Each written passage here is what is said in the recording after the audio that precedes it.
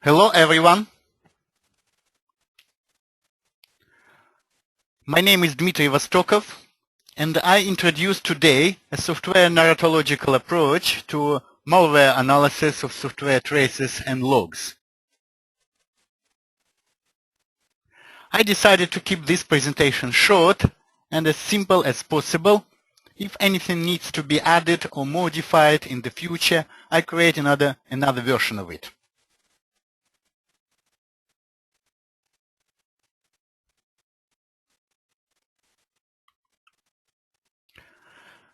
Prerequisites are very simple, and I suppose you all, like me, enjoy diagnosing malware and often going side by side corresponding software problems.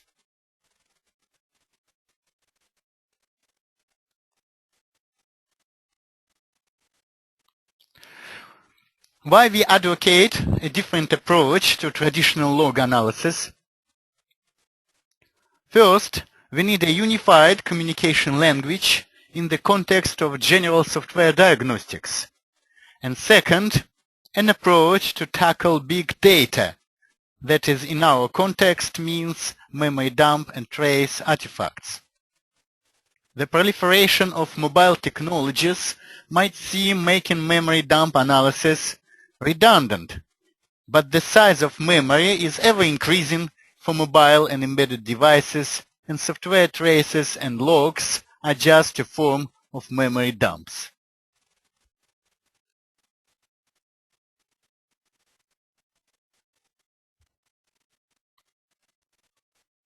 First, I would like to remind you a definition of software diagnostics we put forward in one of our previous webinars.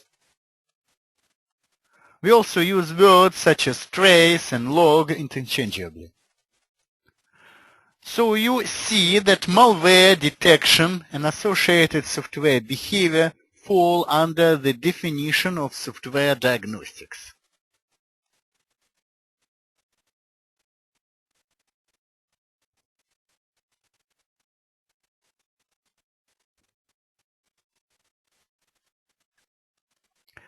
Next, we would like to mention a definition of software diagnostics pattern. There are some differences with the usual definition of a pattern from software construction, such as architectural and design patterns. The difference is that often upon a diagnostic encounter, we provide recommendations and possible solutions instead of just problem solutions. Recommendations may include immediate actions, for example, upon the detection of suspicious activity, such as network activity, or some registry or file activity.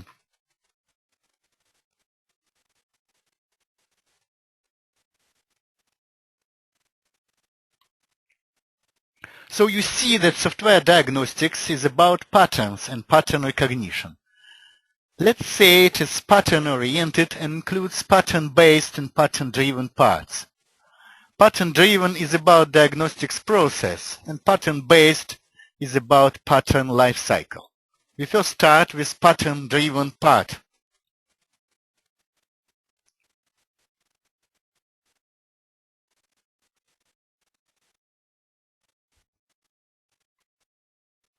In pattern-driven analysis, we use pattern catalogs.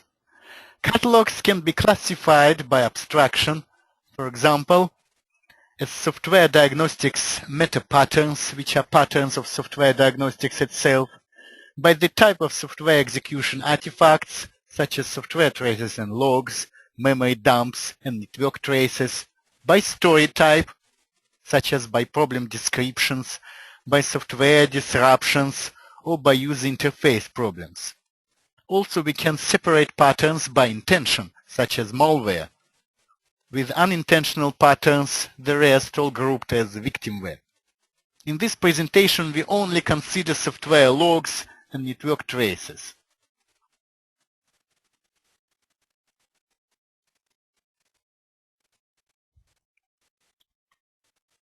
Because our presentation is related to malware, we provide its definition.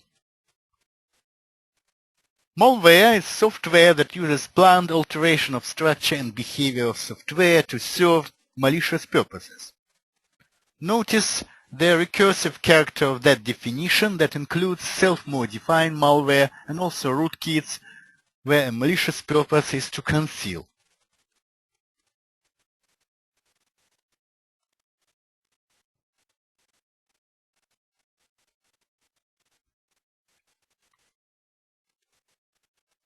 Before we proceed to software traces and logs, I would like to say a few words about memory and memory dumps. Some time ago, we created a separate malware pattern catalog for memory analysis. Due to intentional nature of malware, there is only partial overlap of them. For example, the so-called out-of-module pointer, where a pointer in a structure is considered malicious if it points outside the module code range. So this pattern, out-of-module pointer, is considered to be malware specific.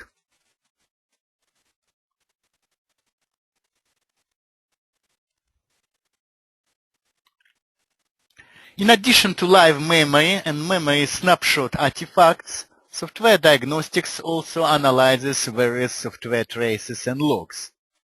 There are so many of them with different formats, operating system and product-specific information.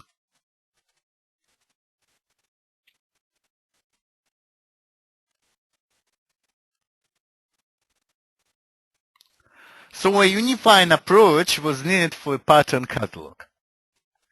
The needed solution would use the common structure of all these logs and associated patterns.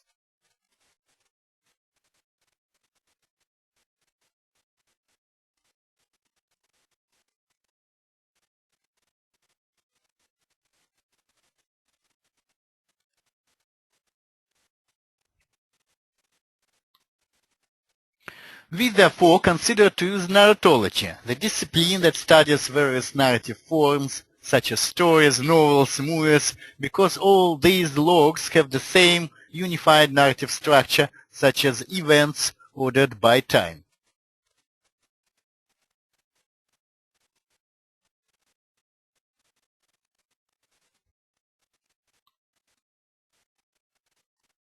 There are several types of narrative related to malware analysis.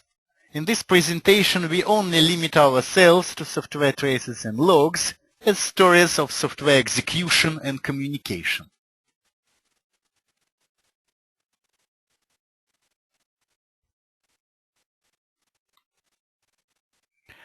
By malware narrative patterns, we consider a subset of software trace and log analysis patterns because the same logs can also be used for the analysis of abnormal software behavior, troubleshooting and debugging, and they all have the same underlying narratological structure.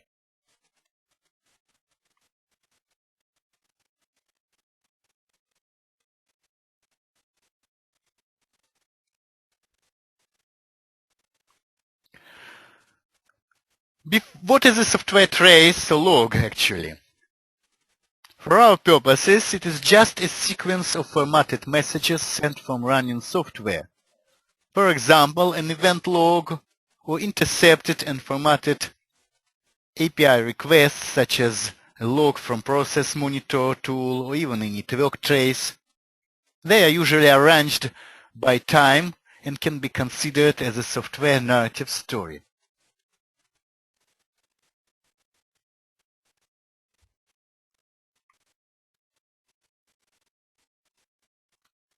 In order to illustrate log analysis patterns graphically, we use the simplified, abstracted pictorial representation of a typical software log.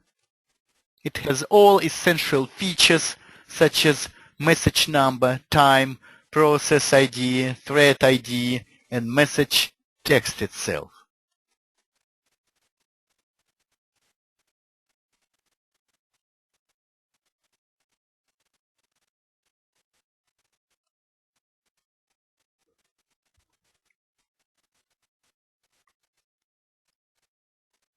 A few words about logs, checklists, and patterns.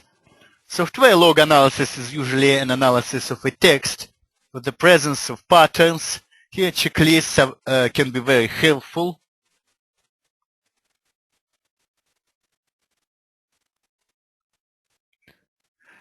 And also a few words about pattern-based analysis. Pattern catalogs are rarely fixed. New patterns are constantly discerned or refined. For example, while preparing for this webinar, I found yet another missing pattern and added it to the trace analysis pattern catalog.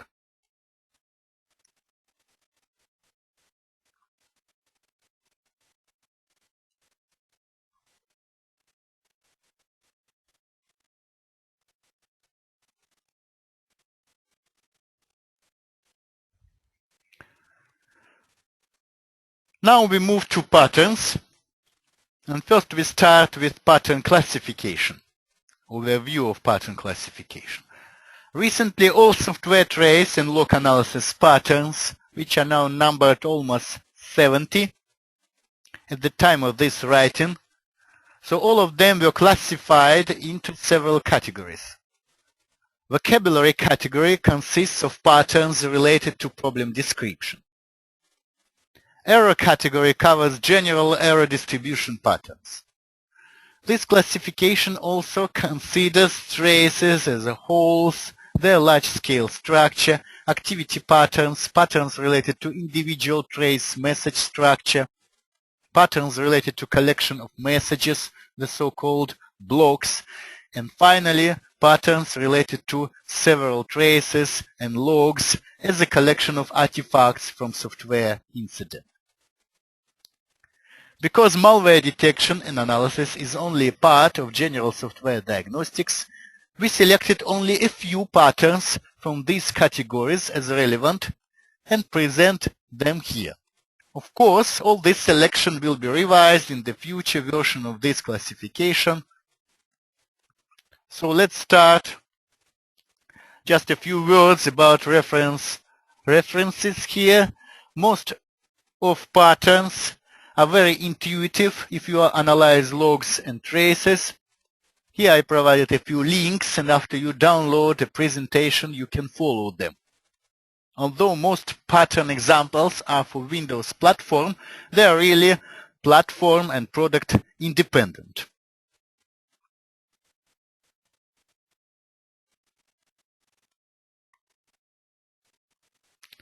The first block of patterns are vocabulary patterns related to an incident description from a user point of view.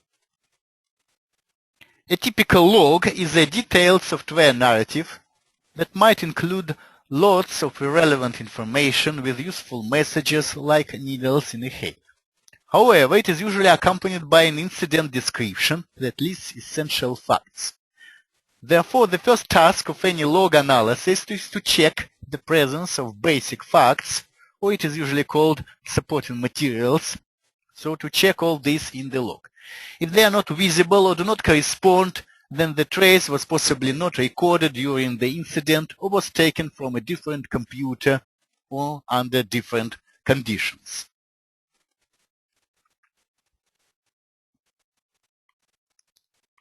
The next block are error patterns related to error and failure messages, either explicitly stating that there is an error or doing that indirectly via error code, abnormal function return value, or int status values in failure range. These patterns may be relevant when some malware causes some malfunction, the so-called victimware, or itself experiences abnormal behavior. We do not cover them here.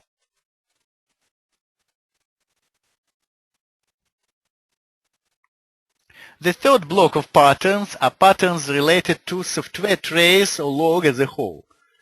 Here we ignore trace message contents and treat all messages statistically. Here we see only one pattern relevant to malware analysis specifically, and it is called guest module.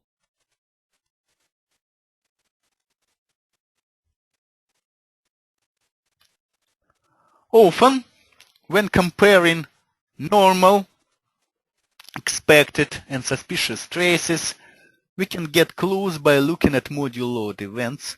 For example, when we see an unexpected module load event in our suspicious trace, this may prompt us to investigate it further.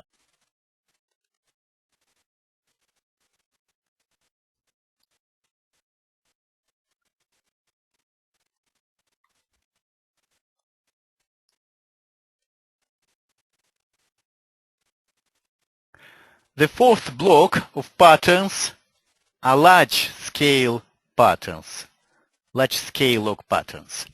They are about the coarse-grained structure of software traces and logs, where the division unit is often a module or some high-level functionality.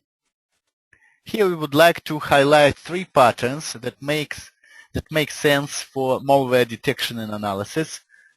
These are characteristic block, foreground modules, and focus of tracing.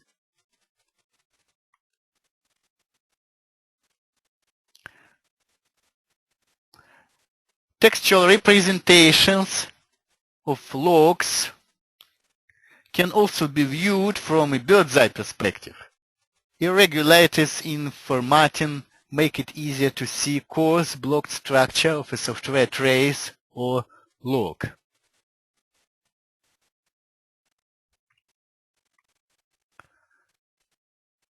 Log and trace viewers such as Process Monitor and network analysis tools can filter out or exclude background component messages and present only foreground modules that we call module or component foregrounding. Here, background modules can be considered as noise to filter out.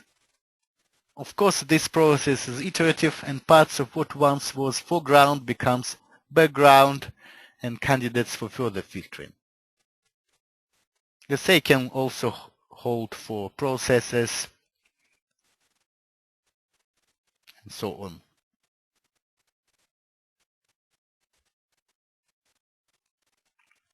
A software trace or log consists from the so-called activity regions with syntactical or visual aspects of log analysis, where focus of tracing brings attention to changing semantics of log message flow. Here is a graphical illustration of this pattern where tracing focus region spans three regions of activity.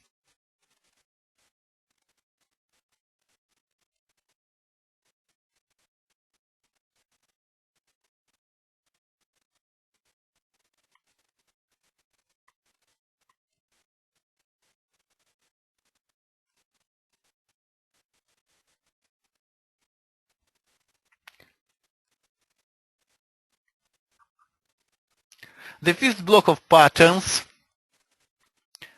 is related to various software activities we see in logs and traces. Most of them involve time dependency.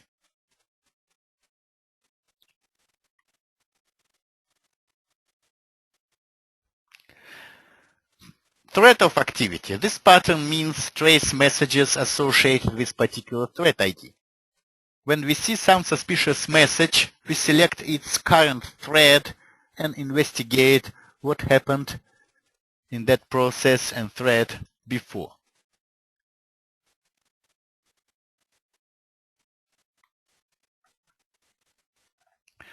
Adjoint thread is an extension of thread of activity pattern. On this picture, we see a log message stream where some messages are coming from specific thread ID shown in yellow color. Suppose we are interested in some specific network operation or registry or file activity or in a process name. It is possible to filter such messages and form an adjoint thread of activity for further pattern analysis.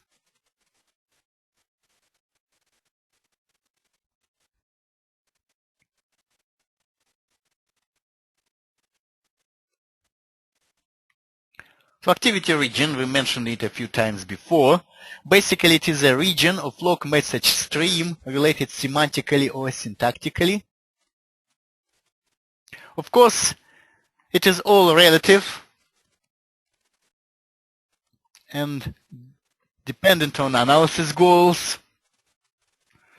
For example, when looking at long traces with millions of messages, we can see regions of activity where message current is much higher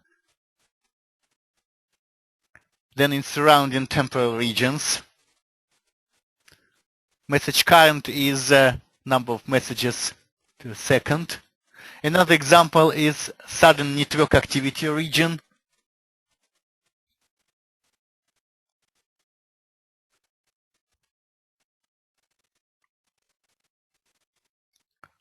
Glued activity, another pattern. Examples here include log messages from different processes having the same adjoint thread ID, such as the same operation name or network address. Another example is all messages coming from processes sharing the same name, or even in general, periodic login sessions appended to the end of the same log file.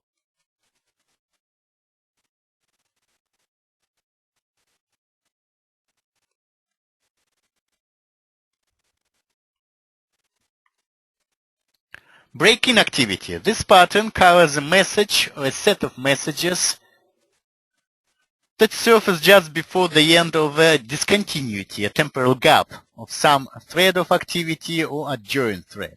For example, a silent process suddenly starts some network activity.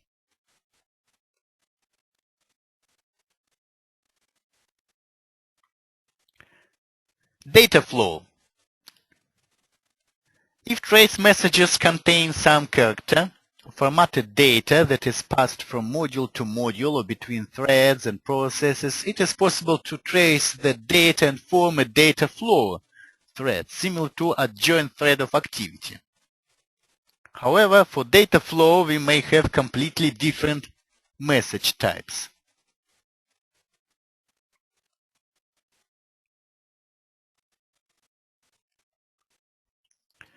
The sixth large block of patterns are message patterns, or patterns at the level of an individual log message, trace message.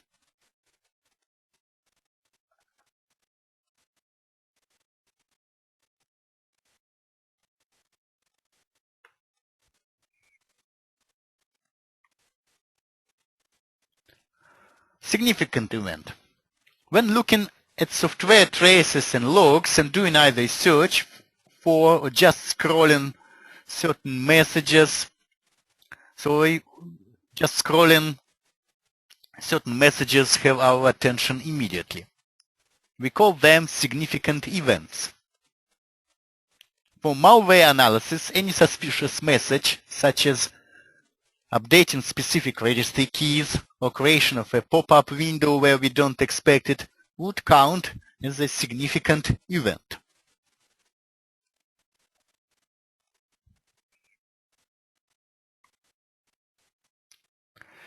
Another pattern, Defamiliarizing Effect, is about sudden unfamiliar trace statements across familiar landscape of characteristic blocks or activity regions. For example, on the left, we see familiar traces, and on the right, a new trace from an incident system. Something new happens. Not familiar.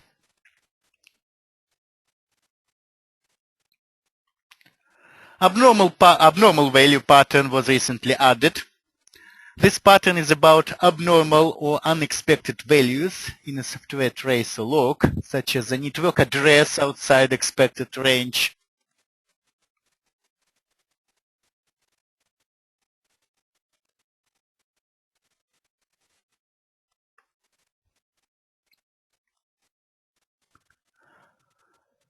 Marked messages.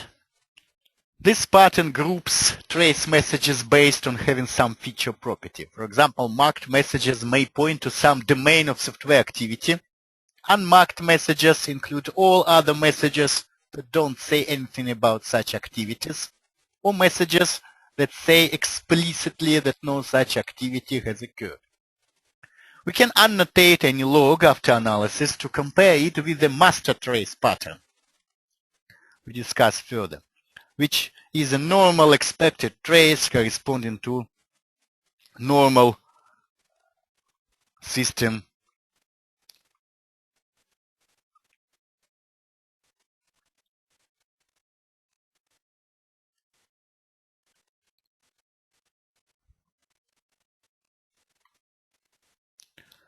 Next pattern is called five bundle.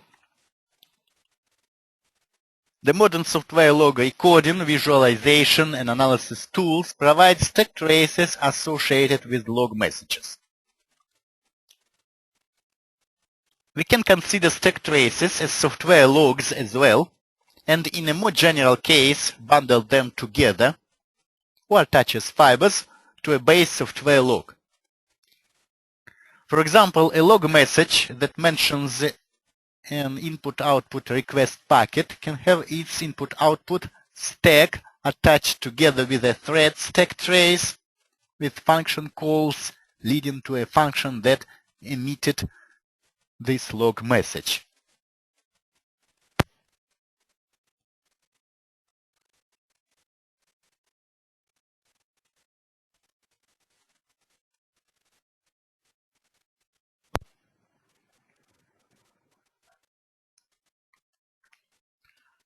Block patterns. This seventh block is about patterns related to message aggregates or message blocks.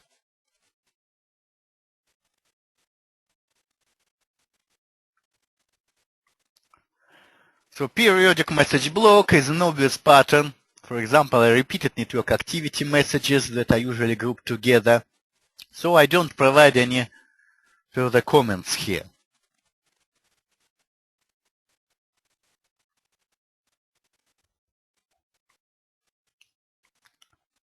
I think the last eighth block are patterns for trace sets when we have several software logs.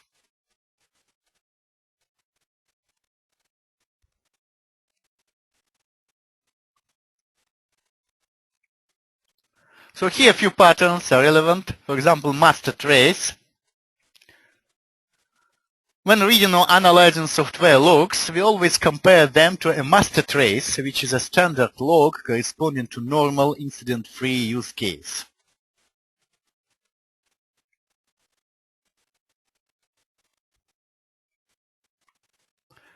Intercorrelation pattern involves several logs from possibly different logging tools recorded, most commonly at the same time or during an overlapping time interval.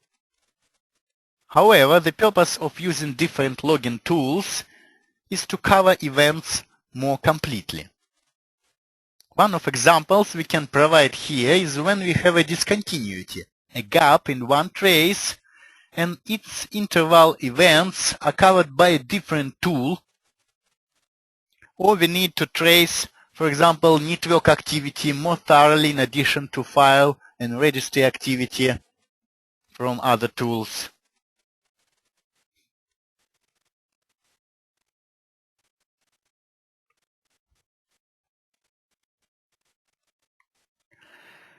And the last pattern we cover is called impossible trace. Although rarely, at least for myself, but it happens that when we look at an execution trace and then say it's an impossible trace. For example, we see on the trace fragment shown on the left of this slide that the function foo had been called.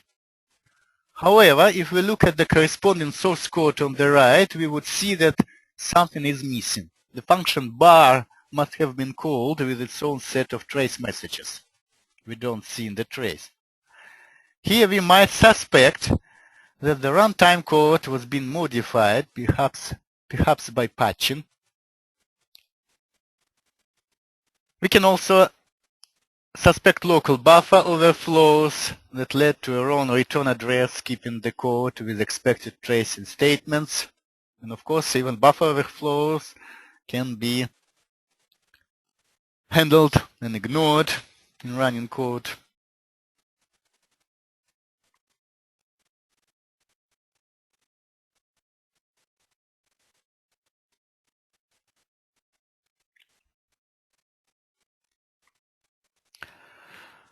Finally, so this is all with patterns. Finally, we show a glimpse of what is forthcoming, so-called ground unification of software log and memory dump analysis through the so-called generalized narrative.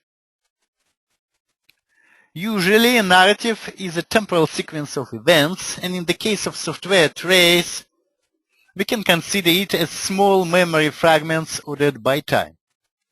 However, instead of time, we can use any set as a domain of such mapping, and even use memory itself and compose narratives together.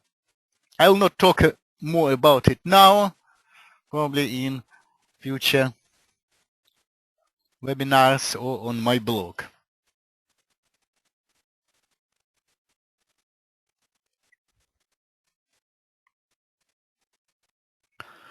Here are some links for further reading. You can follow them when you download the presentation.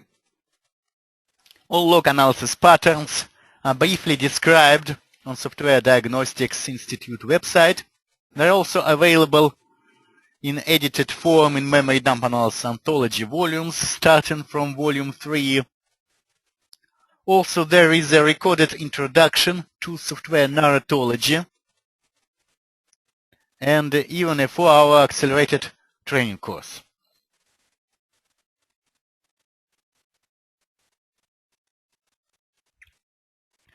And what's next? The next application of software narratology is network trace analysis.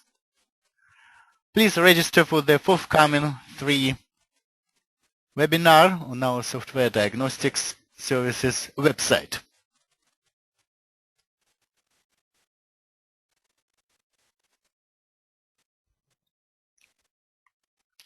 I'm also very interested in how to improve this introduction.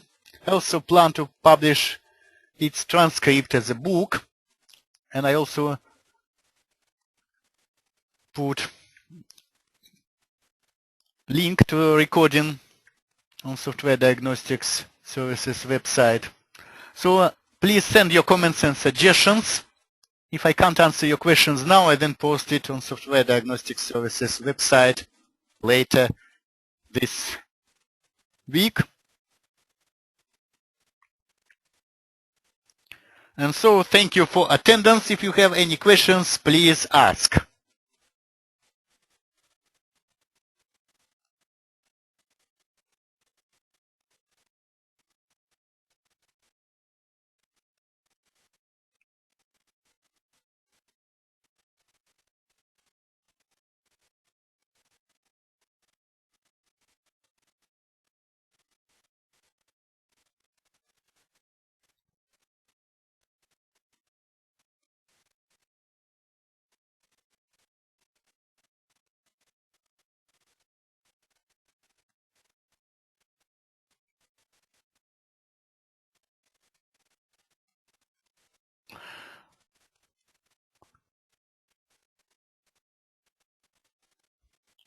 Okay, thank you again for attendance. Later today, I put the recorded presentation and also slides, so you can follow links. And see you all next time. Thank you for coming. Thank you for attendance. Bye-bye.